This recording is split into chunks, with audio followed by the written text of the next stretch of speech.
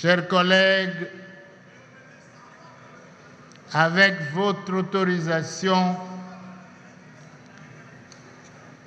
j'invite les collègues Claudel Louba et André à prendre la parole pour nous présenter l'économie de la proposition de loi soumise à notre examen.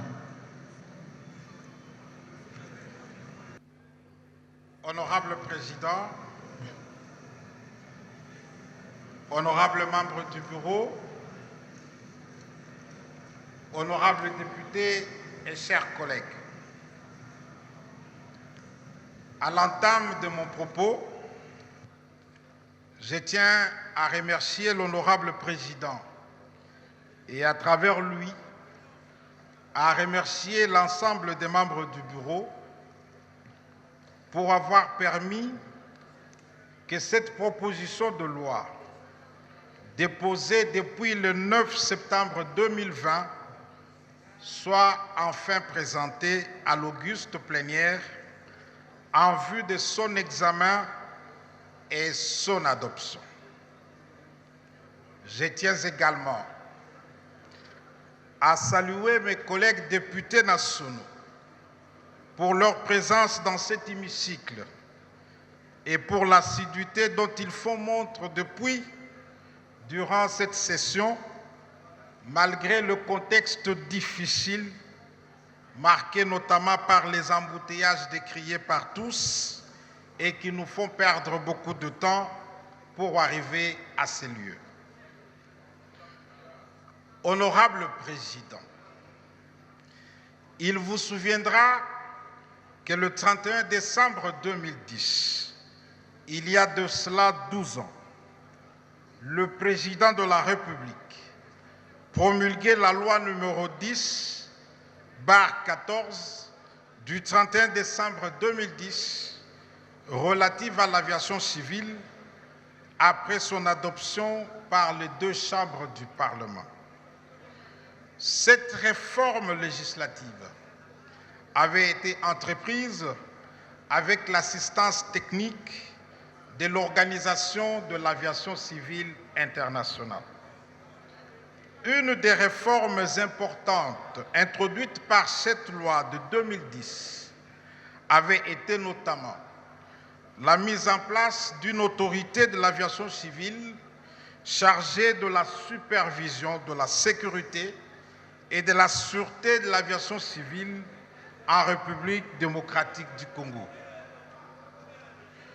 12 ans après la mise en œuvre de cette loi, force est de relever que plusieurs de ces dispositions ne répondent plus aux normes internationales actualisées édictées par les annexes à la Convention de Chicago relative à l'aviation civile internationale et à certains instruments internationaux relatifs à l'aviation récemment ratifiés par notre pays. La législation en vigueur en la matière est donc devenue obsolète. L'Organisation de l'aviation civile internationale avait dépêché plusieurs missions d'audit, de supervision de sécurité et de sûreté en vue de l'évaluation de notre système national de l'aviation civile couvrant les 8 domaines ci-après. 1. La législation nationale de base et les règlements d'exploitation. L'organisation de l'aviation civile nationale. Les licences du personnel aéronautique. La navigabilité des aéronefs. L'exploitation technique des aéronefs. Les aérodromes et les aides au sol, les services de navigation aérienne et enfin les enquêtes sur les accidents et incidents d'aviation. À la suite de ces audits, des carences ont été constatées dans ces 8 domaines précités et les missions d'audit rappelées ont formulé des recommandations pertinentes au gouvernement et aux autres institutions et structures compétentes de notre pays. Ces recommandations font l'objet d'évaluations chaque année par l'Organisation de l'aviation civile internationale. En effet, les données recueillies au niveau de l'autorité de l'aviation civile en République démocratique du Congo indiquent que lors de la dernière mission de validation coordonnée menée par l'OACI il y a 4 ans, soit en septembre 2018, le taux global de mise en œuvre des normes internationales par notre pays est de 51%, étant ainsi passé de 11 en 2006 à 21% en janvier 2013. Si des progrès ont été notés au niveau de l'organisation de l'aviation civile, des carences sont encore perceptibles dans le domaine des aérodromes et aides au sol, des services de navigation aérienne et des enquêtes sur les accidents et incidents d'aviation. En effet, dans le domaine des aérodromes et aides au sol, permettez-moi de vous informer que notre pays a de sérieux problèmes. Sur les 53 aéroports répertoriés sur l'ensemble du territoire national, aéroports gérés par la Régie des voies aériennes, 5 d'entre eux ont réglementairement le statut d'aéroport international. Cependant, aucun de ces aéroports n'est certifié. Et sur les 48 aéroports restants, reconnus comme aéroports nationaux, pas un seul d'entre eux n'est à jour ni homologué par l'autorité de l'aviation civile. Et dans le domaine des services de navigation aérienne, notre pays figure en queue de peloton au niveau international, car ce que nous avons comme aéroports ne sont pas équipés des instruments d'aide à la navigation aérienne de dernière génération. Là aussi, les quelques équipements d'aide à la navigation dont nous disposons sont aussi vieux que ces aéroports et ne sont pas du tout calibrés régulièrement, alors qu'il s'agit d'une question de sûreté et une exigence de l'aviation civile internationale. Enfin, dans le domaine d'enquête sur les accidents et incidents d'aviation, je me dois de dire à l'auguste Assemblée que non seulement que les enquêtes sont à ce jour menées par des enquêteurs non formés et non assermentés, mais aussi notre pays a pris la mauvaise habitude de ne quasiment pas publier les rapports sur les différents accidents et incidents aériens survenus sur notre territoire. L'annonce d'enquête à la suite d'un accident ou d'un incident d'aviation est devenue juste une formule de politesse que s'évertuent à prononcer les services attitrés, tout en sachant qu'ils ne communiqueront jamais à l'opinion les conclusions de l'enquête présumée. Bref, ces enquêtes n'ont jamais donné lieu et n'ont jamais eu lieu et n'ont jamais conduit à aucune leçon, à aucune sanction et à aucune rectification. Or, le fait pour notre pays de ne pas publier les rapports d'enquête éventuels ne permet pas à l'autorité de l'aviation civile d'exercer sa mission de supervision de la sécurité et de la sûreté de l'aviation en vue des mesures correctives aux carences constatées et suivies de la mise en œuvre des recommandations des nombreux rapports d'enquête. Il n'est point besoin de rappeler ici que la sûreté et la sécurité aéroportuaire sont un préalable en matière d'aviation civile. Un aéroport qui ne répond pas à ces principes expose la vie des voyageurs, la sécurité des aéronefs et des exploitants. Certains d'entre nous se souviennent encore d'une scène surréaliste survenue récemment, soit le 29 avril dernier, sur le tarmac de ce qu'il reste de l'aéroport d'Ndjili, laquelle scène a défrayé la chronique des faits divers sur les réseaux sociaux. Pour ceux qui ne l'ont pas suivi, l'incident mettait en scène deux agents de CEP Congo en service de livraison du carburant sur une zone ultra sensible, pris en flagrant délit de vol qu'ils siphonnaient le réservoir de carburant d'un camion-citerne. Or, ces faits, révélateurs des pratiques courantes de transgression des normes réglementaires pourtant à respecter strictement, menacent sérieusement la sécurité du transport aérien. Ce rappel nécessaire reflète le niveau et la qualité dans la supervision de la sécurité et la sûreté de l'aviation civile dans notre pays.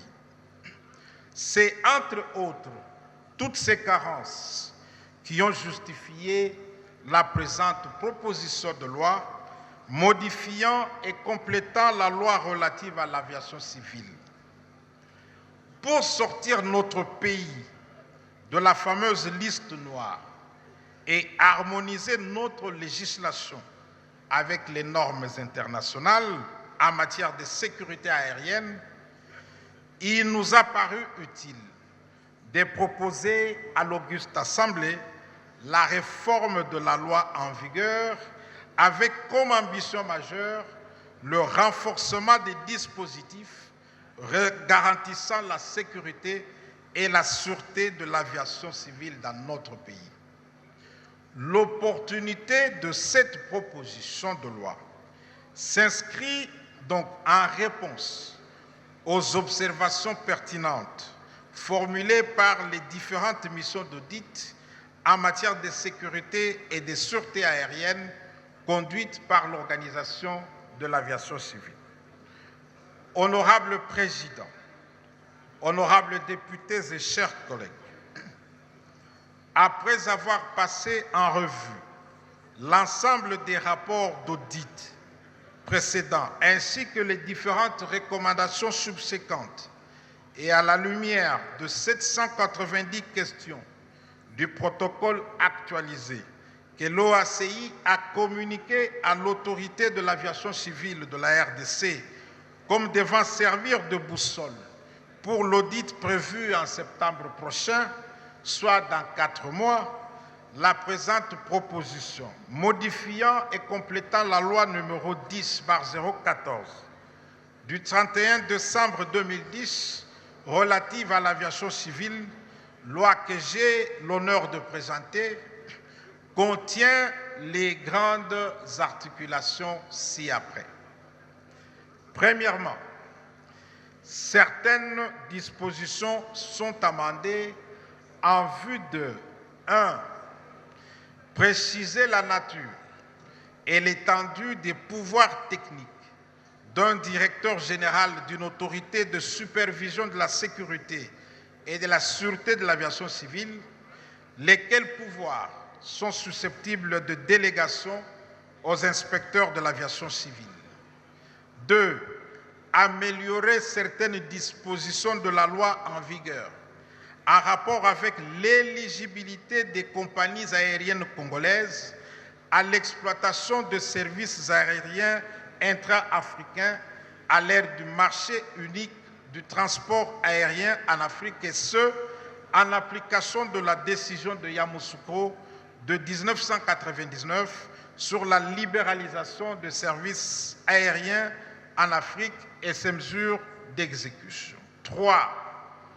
Prévoir et réglementer la fonction d'inspecteur de l'aviation civile, fonction d'inspecteur de l'aviation civile, inspecteurs qui ont qualité d'OPJ à compétences restreintes, avec toutes les conséquences juridiques liées à ces statuts. 4. Prévoir l'édiction par l'autorité de supervision des règlements aéronautiques de la République démocratique du Congo comme étant de règlements d'exploitation spécifiques. Améliorer les dispositions relatives à l'enquête sur les accidents et incidents d'aviation en fixant le statut d'enquêteur d'accidents et incidents d'aviation en application des normes actualisées définies par l'annexe 13 à la Convention de Chicago relative à l'aviation civile internationale. La présente proposition de loi introduit de nouvelles règles de procédure relatives à la conduite des enquêtes sur les accidents et incidents d'aviation, notamment en précisant le statut de l'enquêteur. Elle établit une nette démarcation entre l'enquête technique sur l'accident d'aviation et l'enquête judiciaire. Améliorer les dispositions relatives à la recherche et au sauvetage des aéronefs en détresse en application des normes actualisées définies par l'annexe à la Convention de Chicago. Deuxièmement, certaines nouvelles dispositions insérées dans la présente proposition de loi sont en rapport avec la sûreté et la facilitation dans le secteur de l'aviation civile en application des normes actualisées définies par l'annexe 17 à la Convention de Chicago relative à l'aviation civile internationale. Le système de gestion de la sécurité de l'aviation civile en application des normes actualisées définies par l'annexe précitée. Les aéronefs télépilotés. La protection de l'environnement dans le secteur de l'aviation civile en application des normes actualisées définies par l'annexe 16 de la Convention de Chicago. Troisièmement, le renforcement du dispositif répressif dicté par la mise en œuvre des dispositions de la Convention de Tokyo relatives aux infractions et à certains autres actes commis à bord des aéronefs, de la Convention de La Haye pour la répression de la capture illicite des aéronefs, de la Convention de Montréal pour la répression d'actes illicites dirigés contre la sécurité de l'aviation civile et du protocole pour la répression des actes de violence dans les aéroports servant à l'aviation civile internationale aux fins de protéger notre aviation contre les actes d'intervention illicite ou actes de terrorisme. Quatrièmement, l'abrogation de certaines dispositions devenues obsolètes ou impertinentes du fait des amendements et insertions opérées çà et là. Il s'y est de signaler que l'audit prévu par l'OACI en septembre prochain portera sur les 8 domaines techniques propres à chaque système de supervision de la sécurité et de la sûreté de l'aviation civile. Concrètement, l'audit procédera à l'évaluation de notre législation aéronautique de base et nos règlements d'exploitation, l'organisation de l'aviation civile, les licences du personnel aéronautique, la navigabilité des aéronefs, l'exploitation technique des aéronefs, les aérodromes et aides au sol, les services de navigation aérienne et la réalité des enquêtes sur les accidents et incidents d'aviation. Honorable Président, l'adoption de cette proposition de loi aura certes le mérite de permettre à notre pays d'améliorer la législation régissant le secteur de l'aviation civile en RDC en la rendant davantage conforme aux normes et pratiques recommandées de l'OACI et aux instruments juridiques internationaux ratifiés par notre pays en matière d'aviation civile.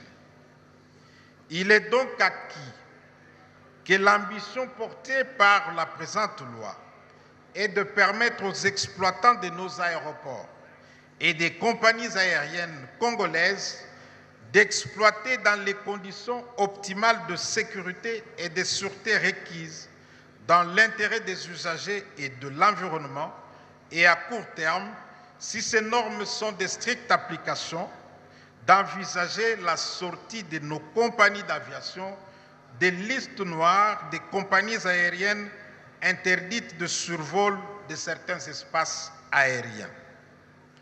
Je suis donc convaincu que son adoption par les deux chambres du Parlement avant le prochain audit permettra à l'autorité de l'aviation civile congolaise de préparer ces mesures d'exécution et de les publier au journal officiel.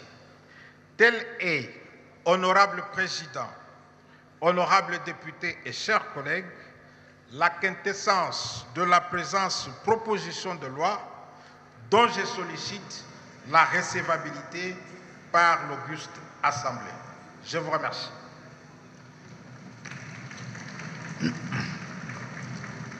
Nous vous remercions, chers collègues.